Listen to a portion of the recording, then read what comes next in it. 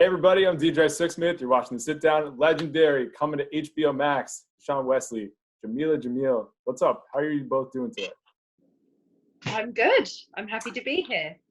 I'm doing great. I got good sunlight, no complaints.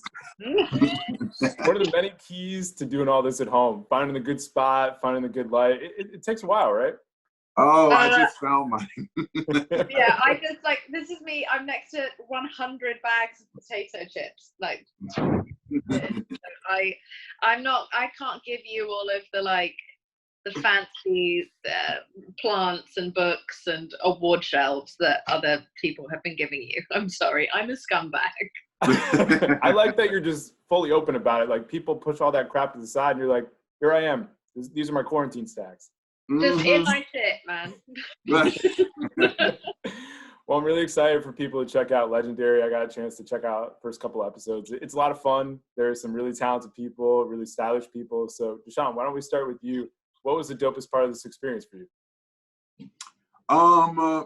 The experience is I just say the environment in the room is like no other. You know, once you get in that room on that stage and you're dressed up and you are in your character and sort of like you're there and you're present and you're seeing what's going on in front of you. It's so amazing because some things can be shocking, some things can be amazing, some things can, it's definitely an emotional roller coaster that it puts you. Yeah. And I had that, that great opportunity to see that and feel it. And so you just know what's going on in the room when it happens. So it's, to me, it's like no other. There's no other experience to have than being in the room of Legendary. How about for you, Jameela? What was the most fascinating part of the experience? I think there were so many things, but mostly what the contestants were able to pull together week after week after week. I mean, they had so little time to come up with such huge creative storylines. I mean, you are not seeing something budget. There was no expense spared, no imagination spared. It was like what performances that take months to plan, and these contestants were pulling it together every 5 or 6 days. So just to see the level of creativity, the level of love, but mostly, I think ballroom, for those who know, has a reputation for obviously being fun and fancy and gorgeous, but it also has a lot of reputation for being shady. And there can be some very kind of volatile exchanges between contestants who just pull no punches, and that's part of the culture. But what other people don't always get to see is the love that follows those exchanges. So straight after you see them say something so brutal and hilarious to each other on stage, you see them hug and kiss and cry with one another when the other one loses. And I think that that's something we've never seen in any competition whatsoever, in any culture or scene before. Is just the love of ballroom. I think that was something amazing to witness firsthand. Yeah, it seems like there's some mutual respect, especially when it comes to ballroom. And obviously you two realize the importance, the impact of that, but like a whole new group of people are going to learn what ballroom means, what it represents. So Dashaun, when people check this out, what are the big things to know about this if they're just experiencing it for the first time? What they're going to see, like I said, the emotional roller coaster that you're going to see everyone go through that can possibly put you through the same thing.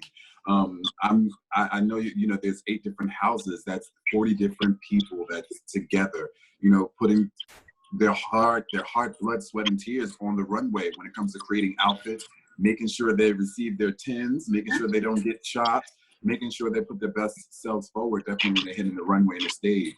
And I just think that, one thing that's so beautiful and amazing is to know how someone can take one description and bring something to life on the runway. And we're going to be able to see those houses sort of do that. And I think the people in the audience, or those at home who are going to be watching, it's just going to be like, wow, or whoa, or I would have never thought and expected that. So it's just amazing. And another beautiful thing you are going to see, and I had to mention this, is Jameela's gown.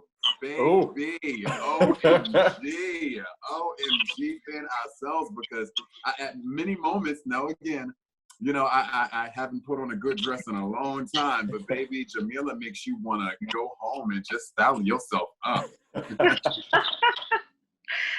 had to bring my absolute A game. I think sometimes I went too far.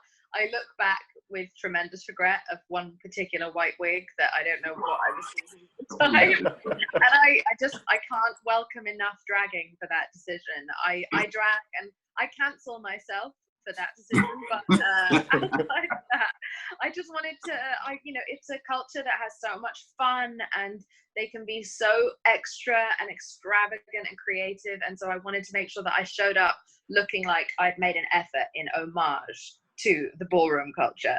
I like that you went all in. You got to go for it. Yeah. Yeah.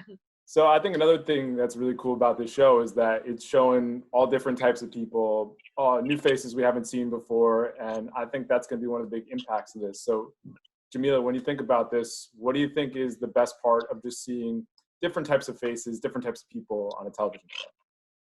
I think what's so important about this is representation. And this is a culture that we have only really seen bits and bobs of. We've seen it so spectacularly displayed on Pose. But I think now we need to keep pushing that. We can't just have one declaration of ballroom. And I think that it's important for people to see more and more of it everywhere. And, Dashaun and I have been speaking about this a lot, in our interviews, that a lot of what you see in mainstream culture originally came from ballroom. A lot of the fashion, the dances, the vernacular, so much of it has been appropriated from this community. And so it's so great to be able to consistently show again and again and again that this is where it came from, that these are the people you should be celebrating, and these are the people who should be benefiting and profiting off of the art that they put out into the world. And so I think that that's something that's really important about the representation. And I also think that this is a culture where we see stories in the media that are always, it's predominantly a lot of Black or Latinx or people of color who are either queer or trans, etc. And we don't see the stories of triumph of their community enough in the mainstream media. We just see sensationalized or very devastating and traumatic stories. And I think it's so important to show the beautiful and fun and glorious and winning side of ballroom, because that is really what that culture is. There's no culture of love, community, family, friendship, and creativity like it in the world. And so I think that it's a big honor to be a part of showcasing that. Yeah, it's a great point. And Dashaun, you can jump in here too. I mean, with Pose, obviously that was a game changer, and just who the storytellers are is a big part in this all. So what does it mean that it's an authentic story being told here by the people that are actually living this story? I mean, that's the number one thing that we try to get through to everyone, in the culture and the ballroom scene, that if the stories are being told by us and you get to see us and see us prevail and progress and give our input to something that can be so small, that's what matters the most. And number one thing we always want to do, just like mentioned earlier, that we want to zero back in as far as where the ballroom scene came from or where you can go to find it. I think that we're such in a place right now, if people want to find a ballroom video or something going on with the ballroom culture, they can just type it in on YouTube and pop it right up, and there's their education. So I think it has to go now further than that, because now we're being put on a platform, we're being exposed in such a way that people would think just by watching that one clip, that's what it is, and it's really not.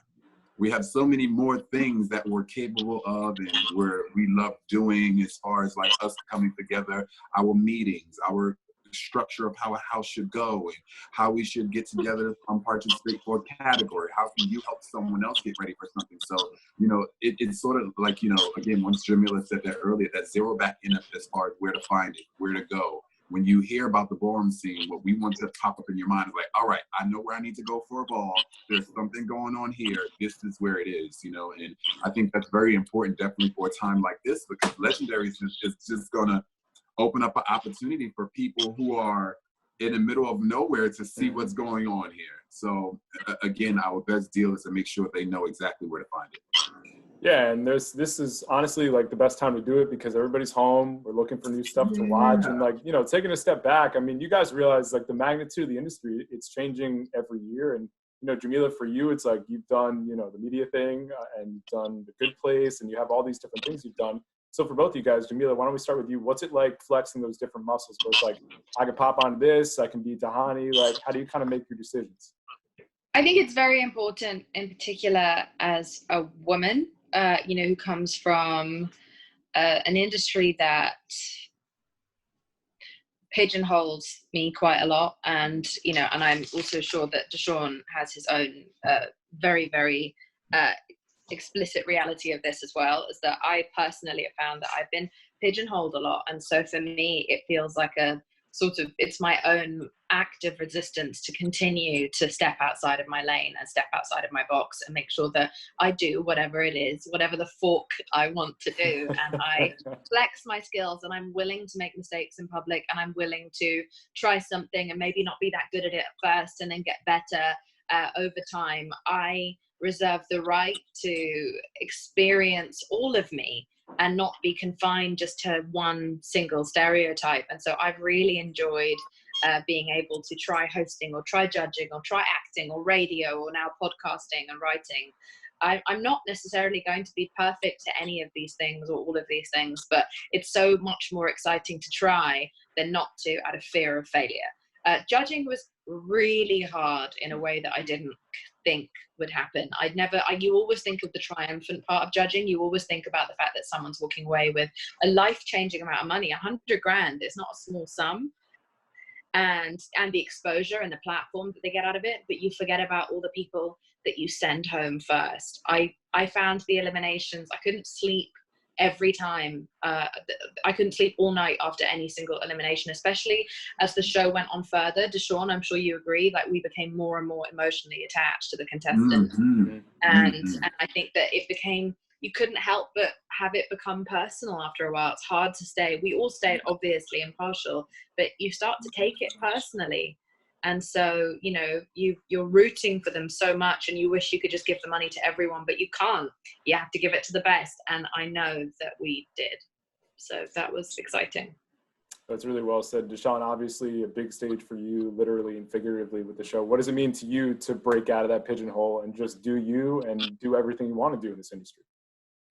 Well, I will say this, it's definitely from the beginning and the start, and this is where I thank Jameela so much, because we had the opportunity to sit down and, I know I've been watching what Jameela has been doing definitely prior before getting to Legendary, and now having this time and opportunity to share that. And I want to let people know, like, this is like my first kind of experience on a rodeo where the cameras are just shooting and there's a screen there that got words that, that teleprompter is telling you what to do. And, having amazing people around you like Jameela will help you, guide you along, and like give you that bump and know that it's okay to continuously go. I just think it's so amazing.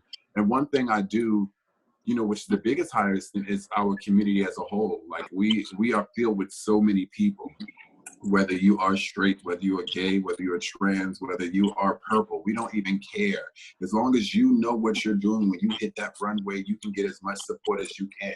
And I think that another thing that's so beautiful about this television show, as far as what's been going on with our trans women in this world and how they've been treated within so many different aspects of the world, when you come up on stage and you're celebrated, there's not many moments where we get celebrated without having to do something to a big extent. But this gives our opportunity for, all of our women that's a part of this, because definitely on this show, we have, trans women, we have drag queens, we have cisgender women, we have every pleather and color and circle of women on this stage. And I think our number one support is to make sure that everyone feels comfortable enough to display, because you'll be able to see throughout the season how many different categories can really hit a specific place to where, it's like this building point, and it's an understanding about who you are.